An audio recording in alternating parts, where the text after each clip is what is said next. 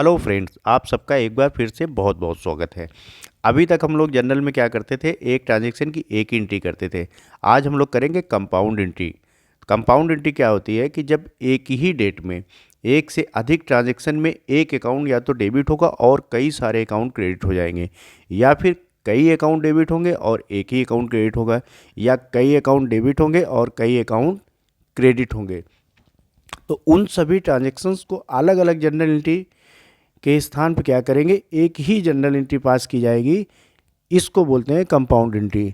और इसमें डेबिट और क्रेडिट साइड की जो अमाउंट का टोटल होगा वो इक्वल होना चाहिए। और ये भी आवश्यक है कि ये सभी ट्रांजैक्शन एक ही डेट में होने चाहिए। ऐसा नहीं कि अलग अलग डेट में होने चाहिए, एक ही डेट में सारे ट्रांजैक्शंस होने चाहिए।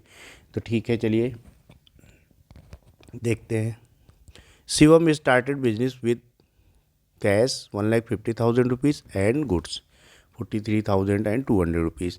एस शिवम ने बिजनेस को स्टार्ट किया है और उसमें कैश का कंट्रीब्यूशन है 1,50,000 रुपीज़ का, और गुड्स का कंट्रीब्यूशन कितना है 43,200 रुपीज़। अभी हम लोग पहले क्या करते थे, पहले हम लोग कैश अकाउंट को डेबिट करते थे, कैपिटल अकाउंट को क्रेडिट कर देते थे। फिर एक दूसरी एंट्री पास करते थे, उसमें स्टॉक अकाउंट को डेबिट करते थे और कैपिटल अकाउंट को क्रेडिट कर देते थे। कंपाउंड एंट्री में क्या करेंगे,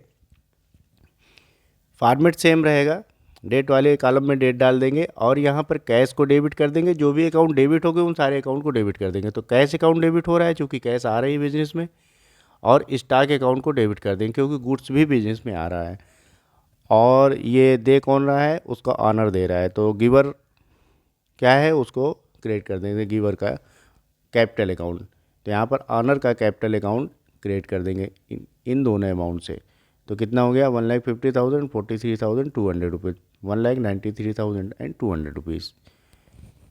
तो ये एंट्री पास की जाएगी। कैश को डेबिट करेंगे, स्टॉक को डेबिट करेंगे और कैपिटल अकाउंट को इन टोटल से क्रेडिट कर देंगे। एक तो ये एंट्री हो गई। अब दूसरी एंट्री क्या है, purchase goods from Ajit. Ajit से गुड्स परचेज किया गया, और purchase goods from Jaswant, Jaswant से भी परचेज किया गया है। And purchase goods for cash ₹32,000। तो दो लोगों से परचेज किया गया है क्रेडिट पे और एक परचेज हुआ है कैश पे। ठीक है, तो टोटल परचेज अमाउंट कितना हुआ, टोटल हुआ है 1,20,000 रुपीज़। ठीक है, एक तो अजीत से परचेज हुआ 27,000 का, एंड जसवंत से परचेज हुआ 61,000 का, और कैश पे परचेज हुआ है कितना 32,000। इन तो तीनों का टोटल करेंगे तो कितना टोटल परचेज निकालनी है। तो टोटल परचेज कितनी हुई 1,20,000 रुपीज़। तो परचेज अकाउंट को डेबिट कर देंगे कितने से, टोटल परचेज से 1,20,000 रुपीज़। और क्या हो रहा है उसी डेट में, फर्नीचर परचेज हो रहा है 8,000 रुपीज़ का। तो ठीक है, फर्नीचर परचेज करेंगे तो फर्नीचर बिजनेस में आएगा। अब ये रूल सारे आपको पता हो चुके हैं, rules of debit and credit.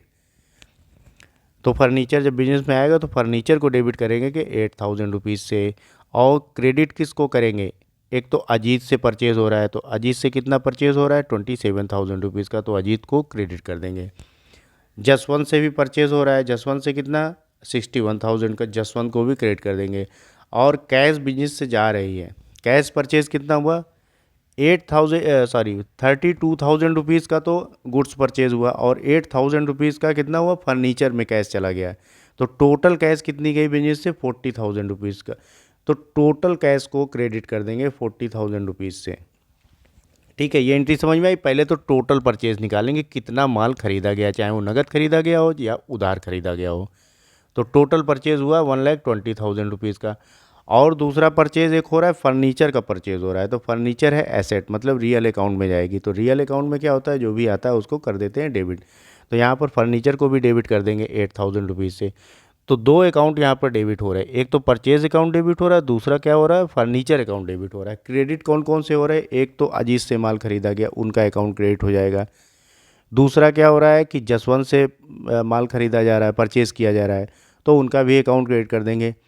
Cash business से जा रही जो भी कैश परचेज है, चाहे वो फर्नीचर हो या गुड्स हो, टोटल कैश कितना जा रहा है 40,000 रुपीज़। तो इसमें से 32,000 रुपीज़ तो कैश का पेमेंट हुआ किसका, गुड्स के अगेंस्ट में, और 8,000 रुपीज़ का फर्नीचर के अगेंस्ट में पेमेंट हो गया। तो टोटल कैश कितनी क्रेडिट हो रही है 40,000 रुपीज़ की। तो ये हो गई एक कंपाउंड एंट्री, एक ही डेट में ये सारे ट्रांजेक्शन्स की एक एंट्री पास कर दी गई, ये हो गई कंपाउंड एंट्री। नीचे नरेशन डाल देंगे being goods and furniture purchased. ठीक है, ये समझ में आ गया। अब आगे देखते हैं, दो एंट्री और कर लेते हैं सेल से related entry. Sold goods to Premnath, sold goods to Ramnath and sold goods to Loknath. वाह क्या नाम है। और कैश सेल कितना है 18,200 रुपीज़। तीन लोगों को उधार बेचा जा रहा है माल और एक कैश सेल हो रही है। तो ठीक है, यहाँ पर क्या करेंगे, कैश सेल कितनी हो रही है, कैश सेल का मतलब कैश आ रही बिजनेस में, तो कैश सेल डेबिट हो जाएगी कितनी, कैश 18,200 रुपीज़। और मिस्टर प्रेमनाथ को बेचा जा रहा है 9,540 रुपीज़ का। ठीक है, तो इनको डेबिट कर देते हैं। मिस्टर रामनाथ हैं, उनको बेचा जा रहा है कितना 17,530 रुपीज़ का, इनको भी डेबिट कर देंगे। और मिस्टर लोकनाथ, इनको बेचा जा रहा है 5,260 रुपीज़ का। अब इनका टोटल निकालो, ये सारी सेल हो रही है। ठीक है, तो टोटल सेल कितनी हो गई 50,530 रुपीज़। इन तीनों का, चारों का टोटल करेंगे, ये आ जाएगा 50,530 रुपीज़। तो यहाँ पर एक ट्रांजेक्शन तो कई हो रहे हैं लेकिन सेल से रिलेटेड हो रहे हैं। तो कैश सेल भी हो रही है और तीन लोगों को क्रेडिट सेल हो रही है। तो कैश को डेबिट कर देंगे, बाकी जो भी पार्टीज़ हैं इनको भी डेबिट कर देंगे इनके अलग अलग नाम से, और इन टोटल सेल कर देंगे कितना 50,530 रुपीज़, क्योंकि ये सारी सेल हो रही है। तो सेल्स अकाउंट को क्रेडिट कर देंगे एक अकाउंट में ही, एक एंट्री में ही। और ये हैं एक्सपेंसेस से रिलेटेड एंट्रीज। तो क्या क्या हो रहा है, रेंट पेड हो रहा है, ठीक है भाई, रेंट को डेबिट कर दो। सैलरी पेड हो रही है, सैलरी को भी डेबिट कर दो। एंड कमीशन पेड हो रहा है, कमीशन को भी डेबिट कर दो। और इन ये सारा कैश पे हो रहा है एक्सपेंसेस, तो कैश को क्रेडिट कर दो कितना टोटल अमाउंट से। इसको करो, इसको करो, इन तीनों का टोटल करो, ये आया 2,450 रुपीज़।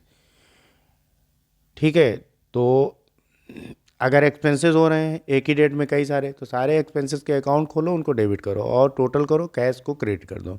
अगर सेल हो रही है, ठीक है, तो सेल का अकाउंट क्रेडिट कर दो, और जिनको जिनको सेल हो रही उनको डेबिट कर देंगे। कैश सेल हो रही तो कैश वाले अकाउंट को डेबिट कर देंगे। तो ये हो गई कंपाउंड एंट्री। ठीक है, समझ में आ गई। ठीक है, तो अब मिलेंगे नेक्स्ट वीडियो में, तब तक के लिए bye bye and take care.